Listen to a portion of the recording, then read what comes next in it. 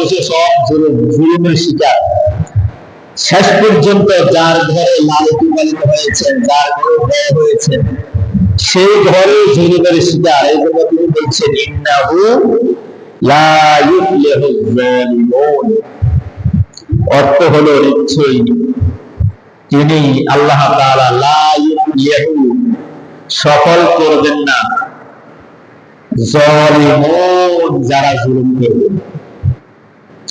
যারা জুলুম করবে এই সমস্ত লোকদেরকে আল্লাহ তাদের মানজিলে, তাদের গন্তব্যে আল্লাহ তাআলা পৌঁছাইবে না, এর আগেই ধ্বংস হবে। এখানে বোঝার বিষয় হলো উনি এখানে যে কথা বলেছেন, যে শব্দ চয়ন করেছেন লা ইউফলিহু, এটা আরবিতে বলা হয় মুজারে, ইংলিশে বলা হয় ফার্স্ট টেন্স, প্রেজেন্ট টেন্স, বর্তমান ভবিষ্যৎ, বাংলা বর্তমান ভবিষ্যৎ। এই শব্দটি ব্যবহার করেছেন। এই শব্দ কেন ব্যবহার করেছেন? উনি বোঝাতে চাচ্ছেন এখন যে আমি জুলুমের শিকার, বর্তমান ভবিষ্যতে যারা জুলুম করবে সকলকে একসাথে তিনি কথা বলেছেন লা ইউফলিহু। বর্তমান ভবিষ্যৎ, এখন যারা জুলুম করবে, ভবিষ্যতে যারা জুলুম করবে, এরা সফল হবে না। আপনি জুলুম করে একজনের টাকা আত্মসাৎ করেছেন, একজনের জমি আত্মসাৎ করেছেন, জোর করে একজনের বিল্ডিং আত্মসাৎ করেছেন, জোর করে একজনের জায়গা জমি দখল করেছেন, ক্ষমতা আছে, জোর করে একজনের গাছের ফল নিয়ে গেছেন, জোর করে একজন দোকান দখল করেছেন, শক্তি আছে, এই জন্য বলছে লা ইউফলিহু, তুমি সফল হবে না। সে এখনো সফল হবে না, ভবিষ্যতে সফল হবে না। যালিমুন, তিনি হলেন একজন জুলুমের শিকার। যালিমুন বহু বছর কেন ব্যবহার করেছেন? তিনি বোঝাতে চেয়েছেন আমার মতো আরো যারা জুলুমের শিকার হবে, এই সমস্ত জালেম বা যারা আছে, জালেম বাজ, জুলুম বাজ যারা আছে, এরা কোনোদিন সফল হতে পারবে না। বহু বছর এখানে ব্যবহার করেছে। এখন আমরা এই আয়াতের প্রেক্ষিতে একটা ঘটনা মনে করেছি। এক জেলে মাছ ধরে। কে মাছ ধরে? জেলে। একদিন মাছ ধরতে গেছে, মাছ পায়নি। তারপরের দিন ধরছে, তাও মাছ আটকা ধরে নেই। তৃতীয় দিন একটা বোয়াল মাছ তার জালে আটকা ধরছে। কি মাছ? বোয়াল মাছ, বড় বোয়াল মাছ। এক জুলুমবাজ যুবক, ক্ষমতাধর, শক্তিশালী, সে গিয়া জেলেকে, যুবককে ডাক দিল, এই জেলে দিলে আছে, আজকে কি মাছ পাইছে? পাইছে, একটা বোয়াল মাছ পাইছে। এই ক্ষমতাশালী যুবক তার খাঁচি থেকে, তার নৌকা থেকে জোর করে বোয়াল মাছ নিয়ে বাইরে দিকে চলে গেছে। এখন যে বোয়াল মাছটা নিছে, এটা কি জুলুম হয়েছে না হয়নি? এই যুবক জেলে কোনো কথা বলে না। যে জোর করে মাছটা নিচে নেওয়ার পথে বোয়াল মাছ তার হাত ধরে কামড় দিয়ে দিচ্ছে। কিভাবে কামড় দিছে? হাত ধরে। বাড়িতে যাওয়ার পরে স্ত্রীকে বললো, মাছ তো আনছি, মাছটা সুন্দর করে পরিষ্কার করে সুন্দর করে রান্না করবে। এখন মাছটা ছুটে না, মাছ কি ছুটে না, বহুত চেষ্টা করছে, মাছ ছুটে না। পরে স্ত্রী কি করলো, তার বগলে পাড়া দিয়া পরে মাছ জোর করে টান দিয়ে ছুটাইছে, তার চামড়া টামড়া সব চলে গেছে। সব কি হয়েছে? চলে গেছে। ওই স্ত্রী সুন্দর করে মাছটা পরিষ্কার করে রান্না করলেন। দুপুর বেলায় মাছটা পাক করা হলো, সুন্দর করে স্বামী স্ত্রী সুন্দর করে মাছটা খেলেন। মাছ খাওয়ার পরে বিকাল অতিবাহিত হলো, তার হাতের মধ্যে তিন ব্যথা শুরু হয়ে গেল। রাত্রে যখন ঘুমাইতে গেলেন, ঘুমাইতে যাওয়ার পরে ঘুম আসে না, ব্যথা বেড়ে গেল, তীব্রতা শুরু হয়ে গেল, চিৎকার শুরু হয়ে গেল, ব্যথা সহ্য হয় না। স্ত্রী এলাকার যে গ্রাম্য ডাক্তার আছে ফোন দিলেন, ডাক্তার আসলেন। ডাক্তার আসার পরে হাত দেখে প্রাথমিক ট্রিটমেন্ট দিলেন, মলম লাগালেন, না প্যারাসিটামল দিলেন, কিন্তু কাজ হয় না। ব্যথা শুধু বাড়ে আর বাড়ে, বাড়ে আর বাড়ে, বাড়ে আর বাড়ে। তারপরে স্ত্রীকে বললেন, স্বামীকে নিয়ে উপজেলা স্বাস্থ্য কমপ্লেক্সে গেলেন। সেখানে যাওয়ার পরে তারা পরীক্ষার ইচ্ছা করলেন, হাত দেখলেন। তারা বললেন, আপনার স্বামীর চিকিৎসা আমাদের এখানে নাই, কষ্ট করে আপনার স্বামীকে জেলা হাসপাতালে নিতে হবে। স্ত্রীর ঘুম নাই, স্বামীর ঘুম নাই। জেলা হাসপাতাল নিয়ে যাওয়ার পরে জেলা হাসপাতালে বললেন, পরীক্ষা নিরীক্ষা করলেন, করার পরে তারা সিদ্ধান্ত নিলেন, যদি হাতের ব্যথা কমাইতে হয় তাহলে তোমার হাত কবজি পর্যন্ত কেটে ফেলতে হবে। যুবক ডাক দিয়া বললেন, ডাক্তার সাহেব, যদি আমার হাত কবজি পর্যন্ত কাটলে ব্যথা ভালো হয়ে যায়, হাত ধরে দিলাম। ডাক্তাররা সবাই ভোট বসলেন, সবাই সিদ্ধান্ত নিলেন, যুবকের হাত কবজি পর্যন্ত কেটে ফেললেন। যুবকের হাত কবজি পর্যন্ত কাটার পরেও যুবকের হাতের ব্যথা যায় নাই। যুবককে বলছে ভালো হয়ে যাবে, বাইরে যাওয়ার পরে ব্যথা আবার শুরু হয়েছে। আবার হাসপাতালে দৌড় মারলেন। হাসপাতালে যাওয়ার পরে ডাক্তার আবার পরীক্ষা নিরীক্ষা করলেন, ডাক দিয়া বললেন, তোমার হাত যদি কোনোই পর্যন্ত কাটা হয় তাহলে তোমার হাতটা ভালো হয়ে যাবে। যুবক ডাক দিয়া বললো, ডাক্তার, যদি কোনোই পর্যন্ত কাটলে আমার হাত ভালো হয়ে যায়, আমার হাত কেটে ফেলেন, তবে আমার কোনো আফসোস নাই। যদি ব্যথা ভালো হয়ে যায়, কি ভালো হয়ে যায়? ব্যথা। ডাক্তাররা ভোট বসলেন। ভোট বসার পরে সবাই সিদ্ধান্ত নেন, হাত কোনে পর্যন্ত কাটা হবে। সিদ্ধান্ত নেওয়ার পরে সবাই অপারেশনে গেলেন, হাতটা কবজি পর্যন্ত কাটলেন, এরপরে কোনে পর্যন্ত কাটলেন। কাটার পরে যুবকের হাতে ব্যথা ভালো হয় না। মুসলিম ডাক্তার ছিলেন, যুবককে ডাক দিয়ে বলেন, যুবক, আমাদের ডাক্তারি জগতে যত কিছু প্রয়োজন ছিল, যত জ্ঞান দরকার ছিল, আমরা সকলে বসে সব খরচ করেছি, আমাদের আর কিছু করার নাই। তোমাকে একটা কথা জিজ্ঞেস করতে চাই, তুমি সত্য কথা বলবা। বলো তো, তোমার হাতের ব্যথাটা শুরু হয়েছে কি কারণে?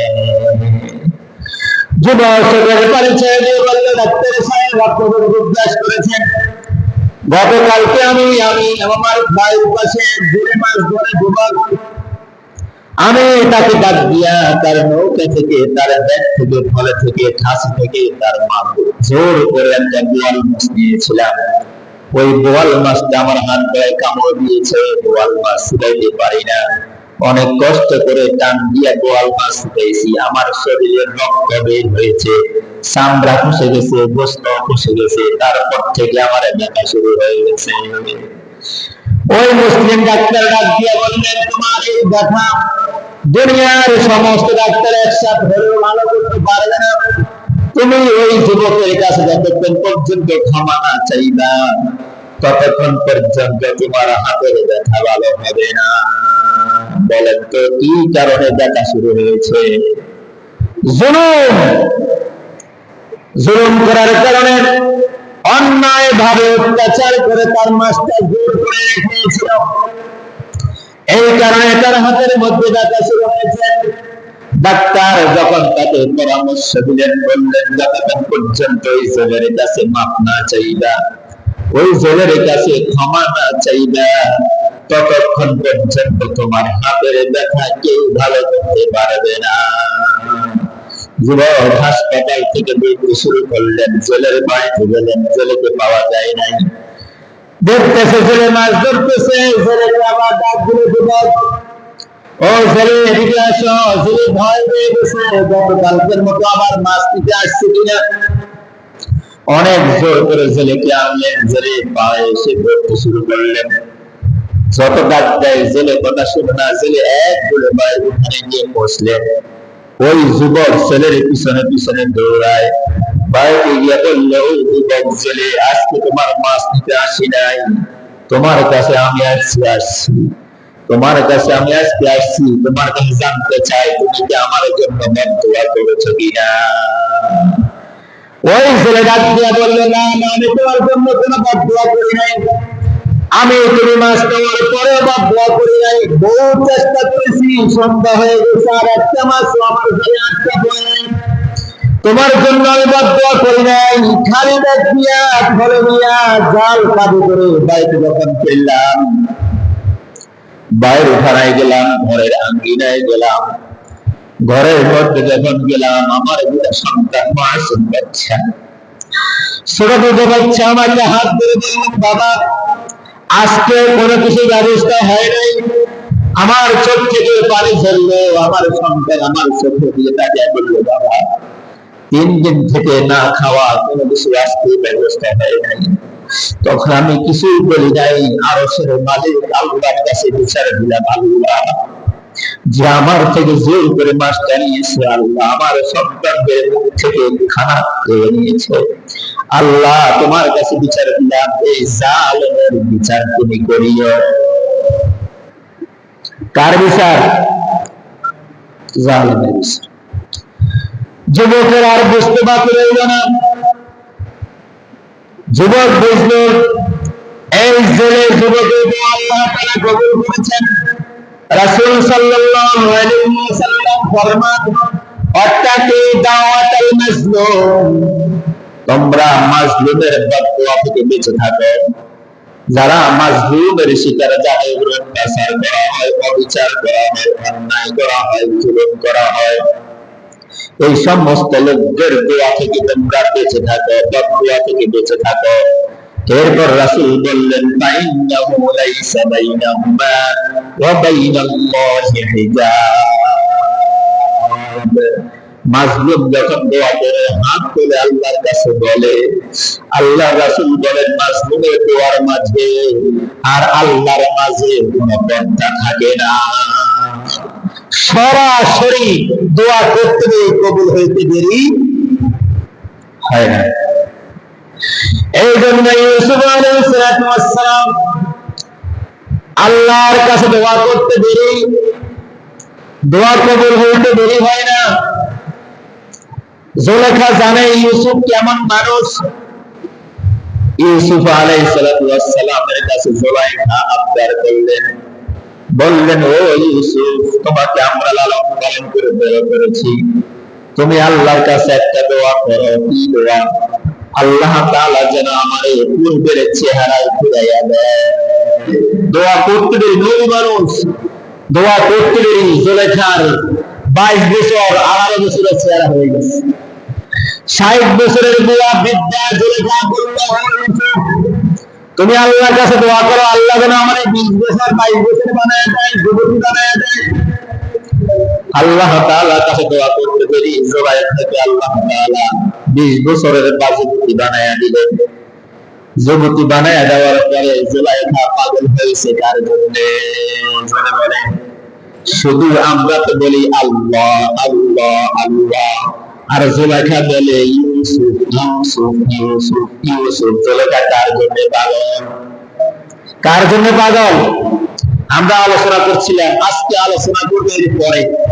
ওয়ালাকাদ হাম্মাত বিহি ওয়া হাম্মা বিহা, সূরা ইউসুফ আয়াত নাম্বার 24।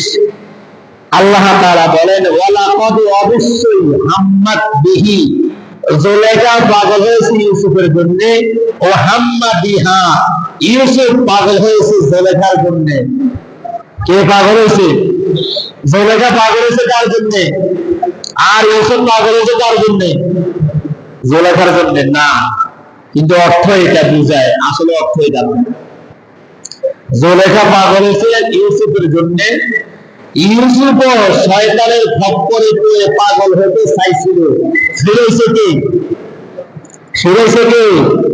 আল্লাহ। আল্লাহ তাআলা নবীদেরকে দিয়া কোনো গুনাহের কাজ করান না।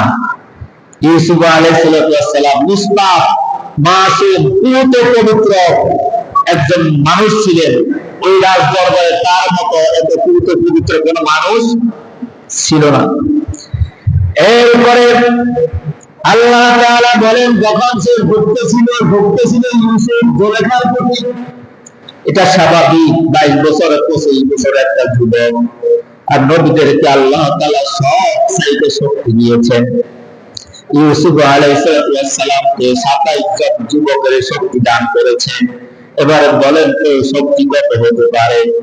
আর শ্রেষ্ঠ সুন্দরী হলেন জুলেখা, দেখলেই এমনি মানুষ পাগল হয়ে যায়। এরপরে আল্লাহ তাআলা ইউসুফের সামনে ধরলেন, ওলা ওলা আল্লাহ তাআলা ইউসুফ আলাইহিস সালামের সামনে দলিল ধরলেন। দলিল তাফসীরে তাবারিতে আসছে দুইটা দলিল এই অর্থের মধ্যে বোঝা যায়। একটা দলিল হলো আল্লাহ তাআলা জিবরাইলকে পাঠাইলেন। কারে পাঠাইলেন?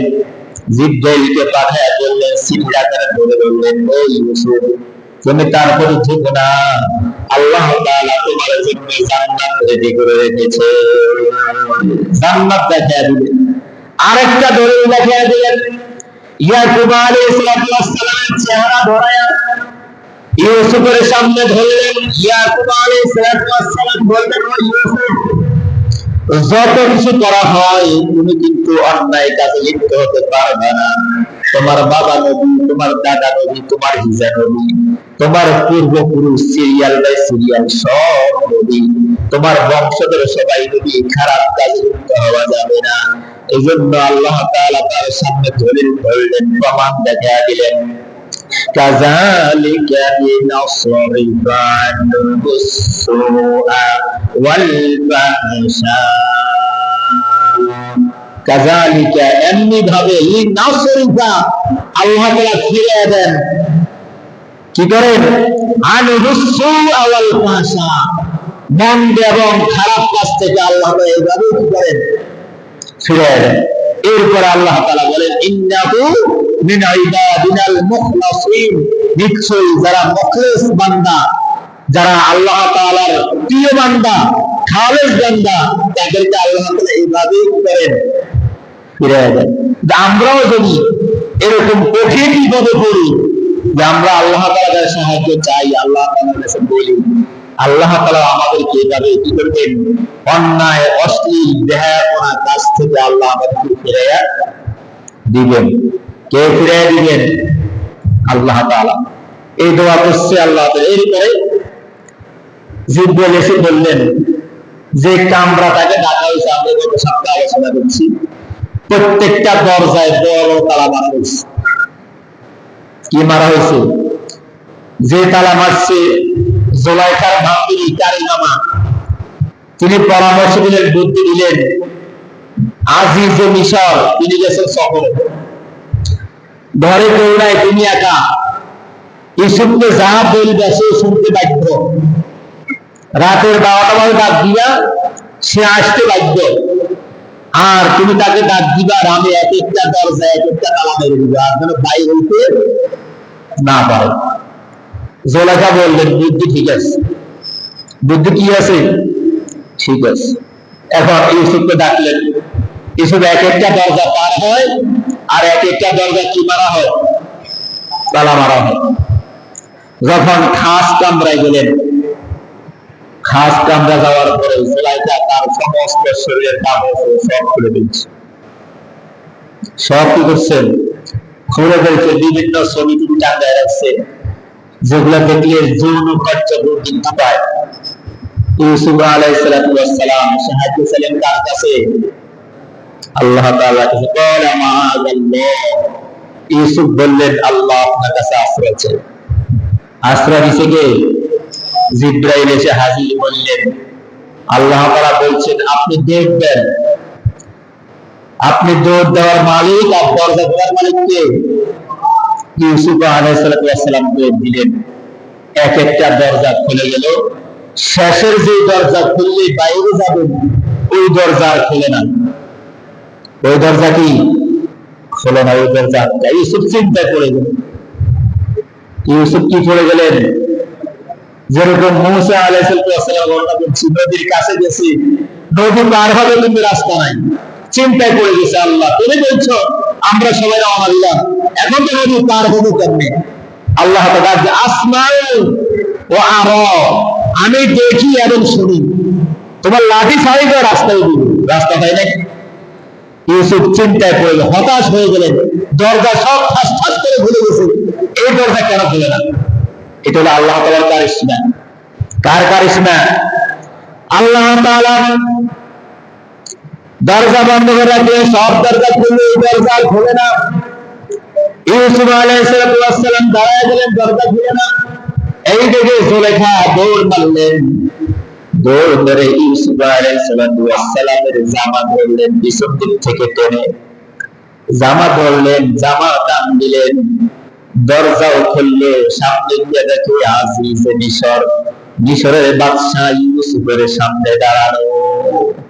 এই জন্য আল্লাহ তাআলা হিকমত দিয়ে দরজা বন্ধ করে রাখছেন।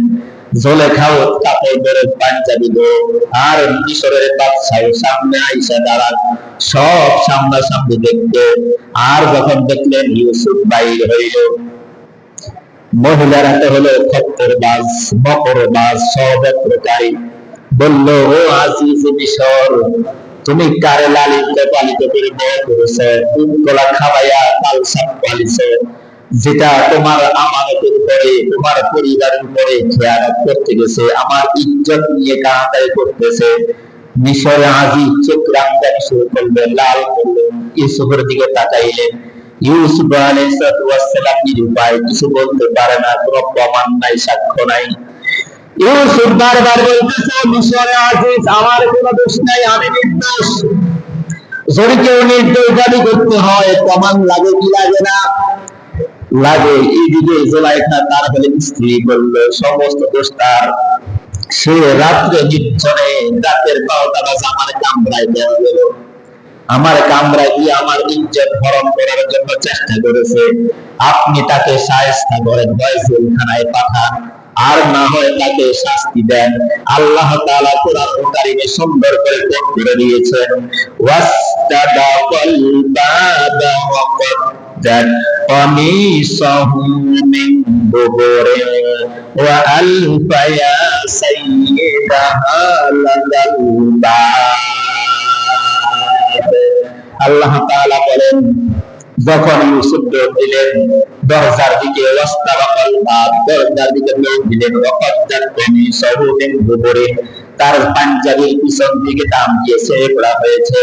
ওয়াল ফায়া সাইয়্যিদাহা আলাল বাব, যখন দৌড় দিয়ে বাইরে গেলেন, সামনে যায় দেখেন তার স্বামী দাঁড়ানো। তার স্বামী কি? তার স্বামী কি? ক্বালাত মা জাযাউ, জুলাইখা বললেন, ক্বালাত, জুলাইখা বললেন, মা জাযাউ, তাকে আপনি শাস্তি দেন। তাকে কি দেন? শাস্তি দেন। কি শাস্তি দিবেন? মান আরাদা বিআহলিকা সুআন, সে আপনার পরিবারের সাথে খারাপ কাজ করতে গিয়েছিল। কার সাথে? পরিবারের সাথে। ইল্লা আইয়ুসজানা, আপনি তাকে একমাত্র কি দিবেন? জেল দিবেন। আইয়ুসজানা লাকা, আপনি তাকে জেল দিবেন। আও অথবা আযাবুন আলীম, বা তাকে এমন যন্ত্রণায় শাস্তি দিবেন যেন জীবনে আর কোনোদিন অপকর্মের কথা মুখে না আনে। কিসের কথা? অপকর্মের কথা। এরপরে শাস্তি দেওয়ার কথা বললেন। এরপরে ক্বালা হিয়া রাওয়াদাতনি আন নাফসি, ইউসুফ বললেন, হে বাদশা, আমার কোনো দোষ নাই, সে পুষলে পাশলে সব আমার দ্বারা করেছে। ধরে নিছে আমার জোর কইরা, তারা মাসে জোর কইরা, আটকাশে জোর কইরা, সব দোষ তার। এখন মুখে বললে তো হবে না, অশাহিদা শাহিদুন মিন আহলিহা, সাক্ষী লাগবে। কি লাগবে? সাক্ষী লাগবে। তো সাক্ষী কি? তো বললো, বাদশা আপনি বলেন, আমি সাক্ষী পেশ করতে পারি। কি সাক্ষী? জুলেখার ফুফাতো বোন আসছে বেড়াইতে। কার ফুফাতো বোন? জুলেখার। তার একটা 6 মাসের বাচ্চা আছে। কয় মাসের বাচ্চা? বাচ্চা যদি আপনি বলেন, এই 6 মাসের বাচ্চা যা বলবো তার উপরে কি আপনি বিশ্বাস করবেন? বাচ্চা বলল, কি কয়? জুলেখা কয়, কি কয়? 6 মাসের বাচ্চা কেমন কথা বলে? এটা কি সম্ভব? সম্ভব না। জুলেখা মুস্কি মুস্কি হাসে, ওই কারি মামা মুস্কি মুস্কি হাসে, তারপর তার ফুফাতো মুস্কি মুস্কি হাসে। দোষ তো আমি করছি, আজকে তুমি দোষী। 6 মাসের বাচ্চা কেমনে কথা বলে? 6 মাসের বাচ্চা কেমন? এবার বাচ্চা কথা বলতে শুরু করলেন। ইউসুফ আলাইহিস সালাম বললেন, বাচ্চা নিয়ে আসেন। বাচ্চার মাথার উপরে হাত রাখলেন, বললেন, বাচ্চা যা যা সত্য ঘটনা তুমি সব বলে দাও। বাচ্চাকে বললেন, বাচ্চা বাচ্চার সামনে কোন ঘটনা আমি বলি নাই, কোন ঘটনার বর্ণনাও আমি বলি নাই। বাচ্চা আল্লাহর হুকুমে সব ঘটনা বলবে। এখন বাচ্চা বলতে শুরু করলেন, কানা কমিসুহু কুদ্দা মিন কুবুলিন ফাসাদাকা ওয়া হুয়া মিনাল কাযিবিন। বাচ্চা বলতে শুরু করলেন, বাচ্চা যদি জামা পিছন দিক থেকে ছেঁড়া হয়, কোন দিক থেকে? পিছন দিক থেকে ছেঁড়া হয়, তাহলে জুলেখা দোষী। আর যদি সামনের দিক থেকে ছেঁড়া হয়, তাহলে ইউসুফ দোষী। এখন বাদশা দেখলেন জামা কোন দিক থেকে ছেঁড়া? কোন দিক থেকে ছেঁড়া? পিছন দিক থেকে। বুঝি সাব্যস্ত কে হয়েছে? জুলাইখা। এখন কি করবেন? জুলাইখা শুরু দিচ্ছে, যদি আপনি তারা জেল ফেরেন না আনেন, শাস্তি না দেন, আমার বাপে খেতান্ন, তার বাপ খেতান্ন। আঙ্গ মাইলারা কয়নি একটা ব্যস্ত বলি বাবার বাড়ি দিয়ে দৌড় মারে, আর না হলে তো সংসারে তুই খাও আর লাইনে আয় যাই না, কয় না, কয় না। এখন চলে খাওয়া অনলাইন শুরু করছে, কি করবে? কিচ্ছু করার নাই। এখন বাদশা কি করলেন? তাকে জেলখানায় পাঠাইলেন। কোথায় পাঠাইলেন? এই সব কিছু কার হুকুমে? কার হুকুমে? এই ছোট বাচ্চা কথা বলা দেখে, ছোট বাচ্চার শিক্ষা দেখে সবাই সেখানে ইউসুফ আলাইহিস সালাম কারিশমা দেখে, মুআজ্জা দেখে সেখানে তারা মুসলমান হয়ে ইসলাম ধর্ম গ্রহণ করেছে। সুবহানাল্লাহ।